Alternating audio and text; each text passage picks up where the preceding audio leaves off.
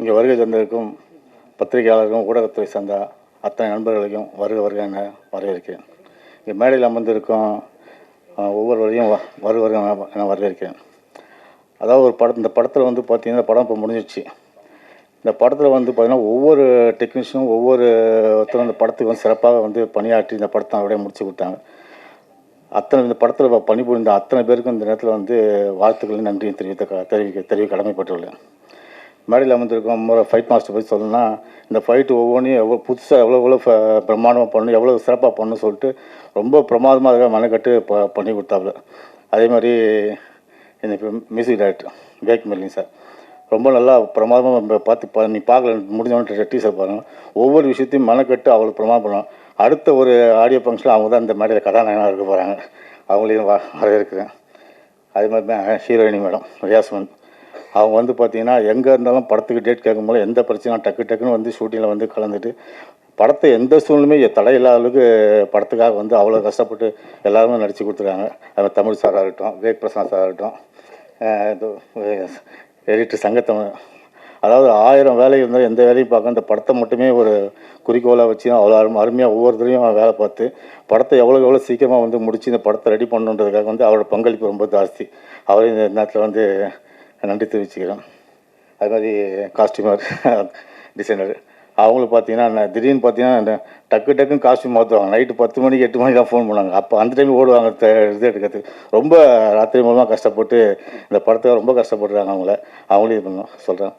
தனா sir director பற்றி சொல்லணும்னா, அதாவது வந்து பார்த்தீங்கன்னா 24 மணி நேரமும் இந்த படத்தை மட்டும் தான் உயிர் மூச்சாக நினச்சி வேலை செஞ்சுட்டார். ஷூட்டிங்லேயும் சரி சரி. அதாவது எந்த இடத்துல எவ்வளோ வந்து ஒரு ப்ரொடியூசருக்காக இப்போ பல பிரச்சனைகள் இருந்தால் கூட எதையுமே தன்னுடைய காது கொண்டு வராமல் எந்த இடத்துலையுமே படத்தை நிற்காத அந்த படத்தை வந்து வேகமாக வந்து வளர்த்து கொண்டு மிகப்பெரிய பங்களிப்பு வருது. ஏன்னா ஒரு டைரக்டர் வந்து ப்ரொடியூசர் சொல்லுவாங்க இது கொடுத்தா தான் பண்ணணும், எடுத்தால் தான் பண்ணணும். எதுவுமே எல்லா இடத்துலையுமே உட்காந்து அவர் ராத்திரி பகலமாக வேலை செஞ்சு இந்த படத்தை வந்து பார்த்திங்கன்னா இவ்வளோ குறுகிய காலகட்டத்தில் வந்து எவ்வளோ சீக்கிரமாக வந்து இப்போ படத்தை வந்து முடிக்கிறதுக்கு வந்து அவ்வளோ கஷ்டப்பட்டார். அதே மாதிரி ஹீரோ பற்றி சொல்லணும்னா எவ்வளோ வார்த்தை இருக்குது. ஒரு மனிதநேயம் மிக்க மாமனிதன் அவர். ஏன்னா நீங்கள் பார்த்தீங்கன்னா அவர் சொந்த தயாரிப்பில் படம் பண்ணிகிட்ருக்காரு. ஆனால் அதை கூட கான்சன்ட்ரேட் பண்ண மாட்டார். ஒவ்வொரு நிமிஷமும் ஃபோன் பண்ணி என்னாச்சு ஏதாச்சு பண்ணிட்டீங்களா, முடிச்சிட்டிங்களா, அந்த ஒர்க்கு முடிஞ்சு இந்த ஒர்க்கு முடிஞ்சு. ஏன்னா டெக்னிக்கலாக பெரிய சவுண்ட் பர்சன் அவர். அதனால் வந்து பார்த்திங்கன்னா எல்லாத்தையுமே பார்த்திங்கன்னா ஒரு நிமிஷம் கூட விட மாட்டாப்புல. ஏன்னா சில பேர் வந்து பார்த்திங்கன்னா நம்ம படம் ப்ரொடியூசர் டேட்டு கொடுத்தாச்சு நடிச்சாச்சு நம்ம வேலை முடிஞ்சுது அப்படின்னு போயிடாப்புல. ஆனால் அவர் அது கிடையாது. அந்த படத்தை வந்து எந்த அளவுக்கு முடிச்சிருக்காங்க என்ன அளவுக்கு பண்ணிட்டாங்கன்னு சொல்லி ஒவ்வொரு நிமிஷமும் ஃபாலோ பண்ணிட்டு இருப்பார். அப்படிப்பட்ட ஒரு மிகப்பெரிய ஒரு மாமனிதன் அவர். படத்தோட டைட்டில் ஹிட்லர் சர்வாதிகாரின்ற உலகத்தில் எல்லாருக்குமே தெரியும். அதாவது வந்து ஒரு ஒரு ஒரு நாட்டை வந்து ஆயுதத்தை வச்சு தான் அழிக்கணும் கிடையாது. மிகப்பெரிய ஊழலையும் நாட்டை அழிக்கலாம்.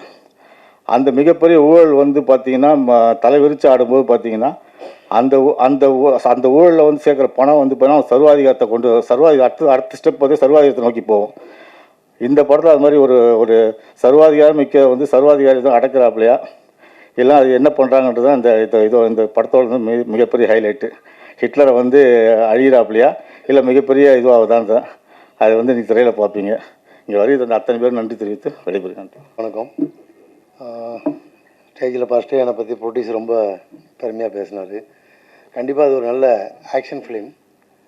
இந்த படம் ஸ்டார்ட் பண்ணி விஜய் சாருக்கு ஒரு பெரிய மேஜர் ஆக்ஷன் ஆகி அதுக்கப்புறம் திரும்ப ஆக்ஷன் கண்டினியூ பண்ணும்போது நிறையா ஸ்ட்ரகிள் இருந்துச்சு. நாங்கள் நினச்சோம் விஜய் சார் பார்த்து பண்ணணுன்னு. பட் அவர் ஒன்றுமே இல்லை, ரொம்ப ஈஸியாக பண்ணார் ஆக்ஷன் எல்லாமே. ரொம்ப நல்லா வந்திருக்கு அந்த படம். கண்டிப்பாக ஹிட்லரில் ஃபஸ்ட்டு 2 எழுத்து வந்து ஹிட்டு, அந்த மாதிரி இந்த படம் 100% ஹிட் ஆகும். நன்றி, வணக்கம். பிரசன்ட் மீடியா நண்பர்களுக்கு வணக்கம், அனைவருக்கும் வணக்கம். Producer sir Raja sir and mister Sanjay இருவருக்கும் மனமார்ந்த நன்றி. இப்படி ஒரு அழகான ஒரு கருத்தாளமிக்க அதே சமயம் ஜனரஞ்சகமான ஒரு படத்தை தயாரித்ததுக்கும் தனா பிரதர் உங்களோட விஷன் வந்து ரொம்ப ரொம்ப பியூட்டிஃபுல்லான ஒரு விஷயம். அவரோட ரைட்டிங்கில் இருக்கிற சைலன்ஸ் மேக் சவுண்டுங்கிற மாதிரி ரொம்ப டயலாக் கம்மியாக இருக்கிற மாதிரி இருக்கும். பட் அதோட இம்பேக்ட் வந்து ரொம்ப நல்லாயிருக்கும். எனக்கு என்னோட கதாபாத்திரங்கள் இது வரைக்கும் ஹிட்லர் மாதிரியான ஒரு படங்களில் கொடுத்த ரியாக்ஷன் இதுக்கு முன்னே எந்த படங்களும் கொடுத்ததில்லைங்கிறது படம் முடிச்சதுக்கப்புறம் டப்பிங்கில் பார்த்தப்ப நானே அது ஃபீல் பண்ணது. அது தேங்க்யூ ஸோ மச் இப்போ இந்த மாதிரி ஒரு ரோல் கொடுத்ததுக்கு. And Vijayani sir thank you so much. உங்க கூட ஒர்க் பண்ண ரொம்ப நாளாக வெயிட் பண்ணிட்டே இருந்தேன். அது இந்த படத்தில் நடந்தது எனக்கு ரொம்ப சந்தோஷம். அப்புறம் எல்லாருக்குமே கூட நடித்தவர்கள், மியூசிக் டைரக்டர், ஸ்டண்ட் மாஸ்டர், நல்லவேளை எனக்கு எல்லா படத்துலையும் அடி வாங்கிட்டே இருப்பேன். இந்த படத்தில் எனக்கு வந்து ஸ்டண்ட் மாஸ்டர் என்னை எப்படியாவது காப்பாற்றி விட்டாருன்னு நினைக்கிறேன். Thank you so much. And Vivek and Mervin brother thank you so much. And அனைவருக்கும் தமிழ் சார் எல்லாருக்குமே ரொம்ப ரொம்ப நன்றி. இந்த படம் தனா பிரதரோட ஆழமான கருத்து எல்லாருக்கும் போய் சேரும். மக்களோட உரிமையை பறித்து அந்த வரலாற்று இடம் பிடித்தான் அந்த ஹிட்லர், மக்களோட உரிமைக்காக தன்னோட சர்வாதிகாரத்தை கையில் எடுத்தான் இந்த ஹிட்லர். Thank you so much. எல்லாருக்கும் வணக்கம். ஒரு மாலை பொழுதில் வந்து உங்கள் எல்லாத்தையும் சந்திக்கிறது ரொம்ப மகிழ்ச்சியாக இருக்குது. முதல்ல எனக்கு இந்த வாய்ப்பு அளித்த தயாரிப்பாளருக்கும் விஜயானி சாருக்கும் இயக்குனர் தனா சாருக்கும் ரொம்ப நன்றி. இந்த கதையை பற்றி சொல்கிறேன்னா, இந்த தலைப்பை பற்றி சொல்லிட்டு சொன்னாலே போதும்னு நான் நினைக்கிறேன். ஹிட்லர் அவ்வளோ பவரான ஒரு தலைப்பு இந்த படத்துக்கு கிடச்சிருக்குது. ரொம்ப மகிழ்ச்சியாக இருக்குது. தயாரிப்பாளர் வந்து ரொம்ப நன்றி. எல்லாத்துக்கும் நன்றி சொன்னதில் ஒரு படம் முடிஞ்ச பிறகு தயாரிப்பாளர் எல்லாரும் நன்றி சொல்கிறது பெரிய மகிழ்ச்சியாக இருக்குது. எனக்கு விஜயானி சாரோட இது முதல் படம். ரொம்ப சந்தோஷமாக இருந்துச்சு சாரோட நடிக்கும் போதே. நான் ரொம்ப நாளாக சாரோட நடிக்கணும்னு நினச்சிட்டு இருந்தேன். இந்த படத்தில் இந்த வாய்ப்பு கிடைச்சப்ப ரொம்ப நல்லா இருந்துச்சு. ரொம்ப பண்பாக இது பண்ணாப்புல. தனாவை பற்றி சொல்லணும்னா, ஒரு கதைக்குள்ளே வரும்போது ஒரு ஃபேஷனாக ஒரு விஷயத்த 24 மணி நேரம் அதுக்குள்ளேருந்து ஒர்க் பண்ணிக்கிட்டே இருப்பாப்புல. எப்போதும் அதை பற்றி பேசிகிட்டே இருப்பாப்புல. எல்லா ஷூட்டிங் முன்னால் எல்லா டைம்லேயும் முன்னால் இருப்பாப்புல. நமக்கு ஆச்சரியமாக இருக்கும். ஒரு இயக்குனராக இருந்தனால, ஒரு அசிஸ்டண்ட்டாக இருந்து ஒர்க் பண்ணி வந்தனால எனக்கு அவர் பார்க்கும்போது பல நேரம் ஆச்சரியமாக இருக்கும். இது என்ன இது எப்போதுமே இந்த கதைக்குள்ளே இருக்காப்புல, எப்போதும் ஒர்க் பண்ணிகிட்டே இருக்காப்புலன்னு சந்தோஷமாகவும் இருந்துச்சு. ஒரு படம் நம்ம வேலை பார்த்து வரும்போதே நமக்கே தெரியும், அந்த படம் அடுத்தடுத்து வரும்போது இது எப்படி பூம் ஆகி வரும் அப்படின்னு சொல்லிச்சு. அந்த மாதிரியான வெற்றிகளை எல்லாத்துக்கும் முன்னாலே இந்த படத்துக்குள்ளே நான் பார்த்துக்கிட்டே இருக்கேன். அதனால் இந்த படம் மிகப்பெரிய வெற்றி பெற என்னோடய வாழ்த்துக்கள். நன்றி. வந்திருக்கும் பத்திரிகை, ஊடக, தொலைக்காட்சி நண்பர்கள் அனைவருக்கும் வணக்கம். நன்றி சொல்லணும்னா நான் கிட்டத்தட்ட ஒரு 500 பேருக்கு சொல்லணும். இந்த படத்தில் அவ்வளோ பேர் அவ்வளோ உதவி செஞ்சுருக்காங்க, அவங்களோட உழைப்பை கொடுத்துருக்காங்க. தயாரிப்பாளர் சார் என்னை நம்பி ஒரு படம் கொடுத்துருக்காரு, அவருக்கு முதல்ல நன்றி சொல்லிக்கிறேன். விஜயானி சார் நான் சொன்ன கதையை நம்பி எனக்கு ஒரு படம் கொடுத்துருக்காரு, அவருக்கு ஒரு நன்றி சொல்லிக்கிறேன். அதை தாண்டி இந்த படத்தில் நிறைய நடிகர்கள் நடிச்சிருக்காங்க. எல்லாருமே experienced. Vivek Prasanna sir, Tamil sir, Charanraj sir, முக்கியமாக கௌதமேனன் சார், எல்லாரும் இப்படி ஒரு நிறைய நல்ல ஆர்டிஸ்ட் கூட ஒர்க் பண்ணுறது தான் ரொம்ப ரொம்ப சந்தோஷமான விஷயம். நம்ம சொல்கிறத ஈஸியாக புரிஞ்சுப்பாங்க. ஏன்னா சினிமாங்கிறது ஒரு நேரம் சம்மந்தப்பட்ட விஷயம், ஷூட்டிங்கிறது. ஸோ அதுக்குள்ளே வந்து நம்ம நினச்சதை அன்னைக்கு எடுக்க வேண்டியதை எடுத்து முடிக்கணும்னா அதை நம்மளை புரிஞ்சுக்கிற ஒரு நடிகர்கள் கிடைச்சிட்டா அது ரொம்ப பெரிய விஷயம் ஒரு இயக்குனராக. அந்த விஷயத்தில் நான் ரொம்ப கொடுத்து வச்சேன் ஹிட்லரில். ஏன்னா எல்லாருமே ஒரு எக்ஸ்பீரியன்ஸ்டு நல்ல நடிகர்கள். அவங்களுக்கு நான் ரொம்ப சொல்லணும்னு அவசியமே இல்லை. அவங்க ரொம்ப ஈஸியாக என்னை புரிஞ்சுக்கிட்டாங்க. இந்த படம் ரொம்ப சீக்கிரமாகவே எடுத்து முடிச்சிட்டோம்னு சொல்லலாம். இடையில விஜய் ஆண்டனி சாருக்கு ஒரு சின்ன ஆக்சிடென்ட் நடக்கலாட்டினா இந்த படம் வந்து கிட்டத்தட்ட ஒரு பூஜா ஹாலிடேஸ்க்கே வெளியே வந்திருக்க வேண்டிய படம். ஒரு சின்ன ஒரு தடங்கள், ரொம்ப வருத்தமான தடங்கள். அதை தாண்டி அவர் எப்படி இவ்வளோ ஃபோர்ஸ்ஃபுல்லாக இவ்வளோ ஸ்ட்ராங்காக வர்றாரு அப்படின்னு பார்க்குறதெல்லாம் எனக்குலாம் ரொம்ப பெரிய ஊக்கமாக இருக்குது. எனக்குலாம் ஒரு சின்ன காய்ச்சல் இருந்தாலே நான் போய் படுத்துருவேன். என்ன வேணாலும் ஆகிட்டு போட்டு ஒரு நாள் கழிச்சு போய் பார்க்கலாம் நான். பட் அவர் ஆக்சிடென்ட் ஆனதுக்கப்புறம் அங்கேருந்து ஒரு வீடியோ காலில் ஹாஸ்பிட்டலில் இருந்துட்டு இல்லை ஷூட்டிங் நாங்கள் பாதியில் இருக்கும்போது அவர் 3 days கேப்பில் போயிருந்தார். இங்கே செட் ஒர்க்லாம் நடந்துகிட்ருக்கு, ஷூட்டிங் ஆரம்பிக்கணும் கௌதமேனன் சார் வச்சு. அதுக்கப்புறம் சார் வந்து ஜாயின் பண்ணிக்கிற மாதிரி இருந்தது. ஆனால் பட் அவர் ஆக்சிடென்ட் ஆனதுக்கப்புறம் நாங்கள் ரொம்ப பயந்து போயிருந்தோம். அவர் அங்கேருந்து வீடியோ காலில் இல்லை ஒன்றும் இல்லை, நான் ஒன்றும் பிரச்சனை இல்லை, நீங்கள் ஷூட்டிங் கன்டினியூ பண்ணுங்க அப்படின்னு. அவ்வளோ அடிபட்டு இருந்தது அவருக்கு. உண்மையிலே இது பல பேருக்கு தெரியாது, ரொம்ப பெரிய ஆக்சிடென்ட் தான். சாரி சார் எங்கள் சொல்கிறதுக்கு. பட் உங்கள்கிட்டருந்து நிறையா கற்றுக்கிறேன் விஜய் ஆண்டனி சார். அந்தளவுக்கு தொழில் மேலே ரொம்ப உண்மையாக இருக்கக்கூடிய ஒரு ஹீரோ. அவர் கூட ஒர்க் பண்ணது அது உண்மைதான். அது ரியா சொன்ன மாதிரி அவர் செட்டில் இருக்கதே தெரியாது. அவர் சார் எங்கே அப்படின்னு கேட்கும்போது அங்கே பக்கத்தில் தான் நின்றுட்டு இருப்பார். அது வரைக்கும் அவர் எங்கே இருக்காரான்னு தெரியாது. ஏதோ ஒரு மூலையில் உட்காந்துட்டு அவர் லேப்டாப் வச்சுட்டு ஏதோ ஒரு வேலை பண்ணிகிட்டே இருப்பார். ஸோ இப்படி ஒரு சில நடிகர்களோட ஒர்க் பண்ணுறது தான் ஒரு இயக்குனருக்கு சந்தோஷம்னு நான் நினைக்கிறேன். ஸோ அது இந்த படத்தில் எனக்கு கொடுத்த எல்லாருக்குமே நன்றி. தென் இங்கே நான் வந்து என்னோடய டிஓபியை மிஸ் பண்ணுறேன். நிஜமாவே மிஸ் பண்ணுறேன் அவர். ஏன்னா பிகாஸ் காலையில் இன்னைக்கு ஷூட்டிங் ஆரம்பிக்கணும் வீட்டிலேருந்து கிளம்பும் போது எனக்கு ஒரு பெரிய நம்பிக்கைங்கிறது வந்து ஓகே என்னோட டிஓபி அங்கே இருக்கார் அப்படிங்கிறது தான். அந்தளவுக்கு ஒரு எங்களுக்குள்ள ஒரு நல்ல ஒரு சிங்க் இருந்தது. இந்த படத்தை பற்றி தினம் பேசி புரிஞ்சுட்டு இதுக்கு என்ன மாதிரி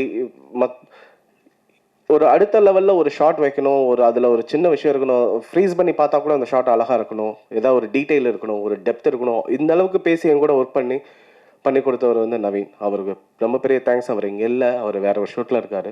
பட் நவீன், தேங்க்யூ. இதில் நான் மிஸ் பண்ணுற இன்னொருத்தர் வந்து ஜிவிஎம் சார். ஜிவிஎம் சார் படங்கள் பார்க்குறது எனக்குலாம் அவ்வளோ சந்தோஷம். அவர் கூட சேர்ந்து ஒர்க் பண்ணுறது, அவருக்கு நான் சொல்லிக் கொடுத்து அவ்வளோ ஒரு டேரக்டர் நடிக்க வைக்கிறதுங்கிறது வந்து ரொம்ப ஹாப்பியான ஒரு விஷயம். என்னன்னு தெரியல, எனக்கு படை வீரனாக இருக்கட்டும், வானம் கொட்டட்டும் ரெண்டுலேயுமே ஒரு என்னோட படத்தில் நான் வந்து இயக்குநர்களை நடிக்க வைக்கிற ஒரு வாய்ப்பு எனக்கு கிடைச்சிட்டே இருக்கு. படை வீரனில் வந்து பாரதி ராஜா சார் கூட அவரை நடிக்க வச்சிருந்தேன். அது ரொம்ப பெரிய எக்ஸ்பீரியன்ஸ். பாரதி ராஜா சார் வந்து அப்பா மாதிரி டெய்லி அப்பான்னு கூப்பிட்டாலும் அவர் உட்காந்து நிறையா சொல்லிக் கொடுப்பாரு. ஏன்னா என்னோட முதல் படம் அது. அவர்கிட்ட இருந்து நிறையா நான் கற்றுருக்கேன். அதே மாதிரி வானம் கொட்டட்டும்லேருந்து பாலாஜி சக்திவேல் சார் எல்லாம் லெஜண்ட்ஸ். அப்படி படங்கள் பண்ணவங்க. அவங்க கூட ஒர்க் பண்ணும்போது அவங்க சொல்லிக் கொடுக்கலான்னா போய் கேட்பேன் நான், சார் இது இப்படி பண்ணீங்க அதை அப்படி பண்ணீங்கன்னு. அதே மாதிரி இந்த படம் இல்லாததுல GVM sir, Tamil sir 2 director வந்து கூட இருந்தாங்க. அதெல்லாம் ஒரு உத்வேகம் தான் நமக்கு. Then music directors Vivek Mervin. ரொம்ப சின்ன பசங்களாக இருக்காங்களே அப்படின்னு ஃபஸ்ட்டு நான் நினச்சேன்.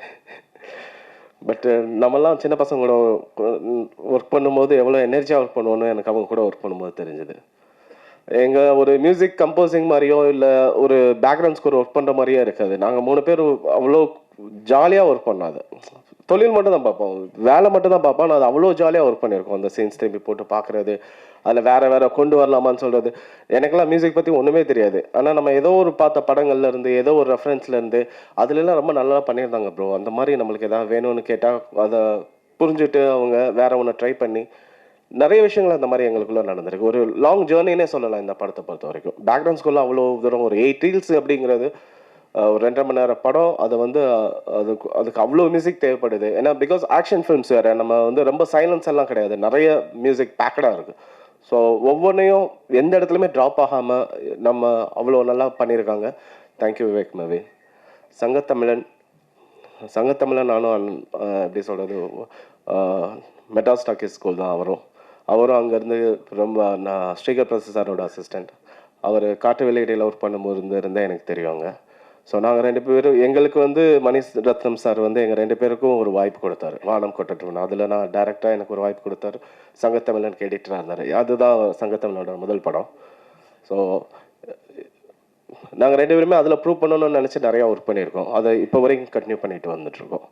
ஸோ சங்கத்தமிழன் வந்து ஒரு எடிட்டர் வந்து அவர் நிறைய வேறு படங்கள் பண்ணாலும் எனக்கு ஃபஸ்ட்டு ப்ரிஃபரன்ஸ் கொடுப்பார். நான் கால் பண்ணி இன்றைக்கி ஒரு சீன் கட் பண்ணலாமா, இது இப்படி பண்ணலாமான்னு கேட்டால் வாங்கண்ணா அப்படின்றாரு. அதை தாண்டி அவர்கிட்டேருந்து வேறு பதிலே வராது. அவர்கிட்ட போய் நான் எல்லாரையும் விளக்கிட்டு நான் போய் ஃபுல்லாக உட்காந்து ஒர்க் பண்ண ஆரம்பிச்சிடுவேன். அந்த ஒரு ஃப்ரீடம், அந்த ஒரு ஸ்பேஸ் எனக்கு வந்து சங்கத்தமிழன்ட்டு இருக்குது. தென் ரியா சுமன் ஹீரோயின். ஆக்சுவலாக ரியா சுமன் வந்து அவங்கள எனக்கு முன்னாடி தெரியாது. இந்த படம் வந்து ஷூட்டிங் போகிறதுக்கு 2 நாளைக்கு முன்னாடி தான் ஹீரோயின் ஃபிக்ஸ் பண்ணோம். ஏன்னா அதுக்கு முன்னாடி ஒரு ஹீரோயின் ஃபிக்ஸ் பண்ணியிருந்தோம். பட் அவங்களுக்கு பர்சனலாக சில ப்ராப்ளம் இருந்ததுனால ஷூட்டிங் ஆரம்பிக்கிறதுக்கு 2 நாளுக்கு முன்னாடி அவங்க வந்து படத்தில் நடிக்க முடியாமல் ஆயிடுச்சு. ஸோ கிட்டத்தட்ட ஒரு 30 டேஸ் ஷெட்யூல் பண்ணியிருக்கோம். செட் ஒர்க் எல்லாமே போயிட்டுருக்கு. பெரிய படம், நிறைய க்ரௌடு, நிறைய ஆர்டிஸ்டோட காம்பினேஷன். ஸோ டக்குன்னு ஹீரோயின் இல்லைன்னா என்ன பண்ணுறதுன்னு சொல்லி உண்மையிலே பயந்தே போயிட்டோம். அப்போது ஒரு அவசரத்தில் எடுத்த முடிவுன்னு கூட சொல்லலாம் ரியாஸ்மன். ஆனால் பட் அது ரொம்ப அழகாக வந்திருக்கு. அவங்க வந்து ரொம்ப ப்ரொஃபஷ்னல், வெரி ப்ரொஃபஷ்னல். கரெக்டாக அவங்களுக்கு வந்து தமிழ் தெரியாது அந்தளவுக்கு. பட் அவங்க வந்து லைன்ஸ் எல்லாம் வந்து தங்கிலீஷில் எழுதி வச்சு டெய்லி ஷூட்டில் பார்த்தீங்கன்னா ஏதோ ஒரு மூலையில் உட்காந்து அந்த லைன்ஸை ப்ராக்டிஸ் பண்ணிகிட்டே இருப்பாங்க. ஏன்னா நம்ம வந்து தங்கிலீஷே வந்து படிச்சிடலாம், அதை வந்து ஒப்பிச்சிட கூட செஞ்சிடலாம். ஆனால் பட் அந்த பிச்சில் பேசணும், அப்படின்னா தான் நம்மளுக்கு அந்த ரியாக்ஷன், எமோஷன்ஸ் எல்லாமே வரும். ஸோ அதுக்கு அவங்க ஃபுல்லாக ஒர்க் பண்ணிகிட்டே இருப்பாங்க. எப்போ திரும்பி பார்த்தாலும் ஏதோ ஷூட்டில் எங்கே பார்த்தாலும் ஒரு மூலையில் உட்காந்து அந்த டைலாக்ஸை மக்கப் பண்ணுறது, சொல்லி பார்க்குறது, அந்தளவுக்கு ஒரு டெடிகேஷன் அவங்களுக்கு ரொம்ப இருந்தது. ஸோ ஃப்ரேம்லேயே ரொம்ப நல்லா அழகாக இருந்தாங்க. ஸோ ஒரு நல்ல ஹீரோ. எனக்கு வந்து ஒரு பயந்துட்டு இருந்த ஒரு பெரிய விஷயம் வந்து ரொம்ப ப்ளஸ்ஸாக தான் அமைஞ்சுது ரியா சுமன் உள்ள வரும்போது. ஸோ தேங்க்யூ ரியாசிமன். கிங்ஸ்லி சார் இருக்கார், அவர் வந்துட்டுருக்காருன்னு நினைக்கிறேன். அவர் செட்டுக்கு வந்தாலே அவரை பார்த்தாலே சிரிப்பு வந்துடுங்க எல்லாருக்குமே. ஸோ படத்துலையும் அவர் அந்தளவுக்கு ரொம்ப பெரிய ஒரு ப்ளஸ் இந்த படத்துக்கு கிங்ஸ்லி சார். ஹிட்லர்னு சொன்னாமே எல்லாருமே கேட்குறது, ஏன் ஹிட்லர், எதுக்கு இந்த டைட்டில், எதனால் இந்த டைட்டில் வைக்கிறீங்க அப்படின்னு. நிஜமாவே நீங்கள் இப்படி கேட்பீங்கிறக்காகலாம் அந்த டைட்டில் வைக்கல. ஒரு ஒரு விஷயத்த சொல்லும் போது நம்ம வந்து ஒரு டைரக்டாக சொல்லாமல் ஒரு படிமம் மூலமாக சொல்கிறது ஒரு கலை. ஒரு கவிதையாக இருக்கட்டும், ஒரு நாவலாக இருக்கட்டும், ஒரு சிறுகதையில் படிமங்கள்ன்றது ரொம்ப முக்கியமான ஒரு விஷயம். சினிமாலே அந்த படிமங்கள் நம்ம நிறையா பார்க்குறோம். அந்த மாதிரி ஒரு டைட்டிலில் வந்து நான் சொல்ல வேண்டிய விஷயத்த ரொம்ப ஒரு ஒரு குறியீடாக சொல்லணும்னு நினச்சேன்னா ஹிட்லருங்கிற டைட்டில் ரொம்ப ஆப்டாக இருந்தது இந்த படத்துக்கு. ஸோ அந்த ஒரு பர்பஸ்னால மட்டும்தான் ஹிட்லருங்கிற டைட்டில் வச்சுருக்கோம். மற்றபடி ஏன் இப்படி ஒரு டைட்டில் நெகட்டிவாக இருக்கே, இப்படி இது பர்பஸாக வைக்கப்பட்டதுன்னா நிஜமாவே கிடையாது. யோசிச்சு கரெக்டாக இந்த படத்துக்கு ஏற்ற மாதிரி தான் இருக்கும். ஆனால் படத்தில் ஒரு இடத்துல கூட ஹிட்லருங்கிற பேர் வராது. ஸோ இந்த படம் எனக்கு ரொம்ப முக்கியமான படம். ரொம்ப என்ஜாய் பண்ணி ஒரு படத்தை பண்ணுறோம். எல்லா படமே ஃபில்ம் மேக்கிங்கிறது ரொம்ப என்ஜாய்மெண்ட்டான விஷயம் தான். ஆனால் இந்த படத்தை நான் இன்னும் ஒரு என்ஜாய் பண்ணேன். ஏன்னா பிகாஸ் நான் இதுக்கு முன்னாடி பண்ண படை வீரன் அண்டு வானம் கொட்டட்டும் வேறு ஜேர்னல் இருந்ததுன்னா இது டோட்டலாக வேறு ஜேர்னலில் ஒரு படம். ஸோ எனக்கே அது வந்து புதுசு தான். ஒரு ஆக்ஷனாக, ஒரு த்ரில்லராக ஒரு படம் பண்ணுறோம். ஸோ நிஜமாவே ஒவ்வொரு ஷாட்டும் எடுத்து முடிச்சுட்டு ஒரு மனசில் ஒரு சந்தோஷம் இருந்தது. ஒரு சீன் கட் பண்ணி பார்க்கும்போது ஒரு சந்தோஷம் இருந்தது. படத்தை முழுசாக பார்க்கும்போது அப்பாடான்னு இருந்தது. ஸோ அந்த ஃபீல் உங்கள் எல்லாருக்கும் வரும்னு நான் நம்புகிறேன். நன்றி.